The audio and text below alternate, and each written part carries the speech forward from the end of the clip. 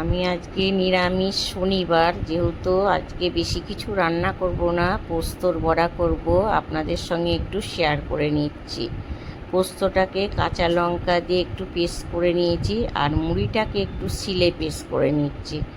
শিলে পেস্ট হয়ে গেলে ওই গুঁড়োটা রেখে দেবো। এদিকে পোস্ত বাটার মধ্যে আমি একটু নুন আর একটু আটা, সামান্য আটা দেবো, আর কাশ্মীর লঙ্কার গুঁড়ো দেবো, কেন কাঁচা লঙ্কাগুলো খুব ঝাল তো, ওই জন্য। আর হলুদ দেবো না, হলুদ দিলে পোস্তর স্বাদটা একটু অন্য রকম হয়ে যায়।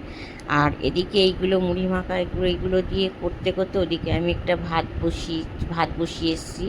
আজকে অরহর ডাল করেছি আর চিচিঙ্গে পোস্ত, আলু ভাতে দিয়েছি, ওটাকে একটু লঙ্কা ভেজে মাখবো। আর এদিকে কড়াটাকে না ভালো করে গরম করে নিতে হবে, নাহলে আটকে যায়। তারপর তেলটা গরম হয়ে গেলে পোস্তর বড়াগুলো দিয়ে এপিট ওপিট 4 মিনিটের মধ্যে আর কি এপিট ওপিট হয়ে যায়। হয়ে গেলে তারপর এটাকে আমি একটা পাত্রেই রেখে দেবো।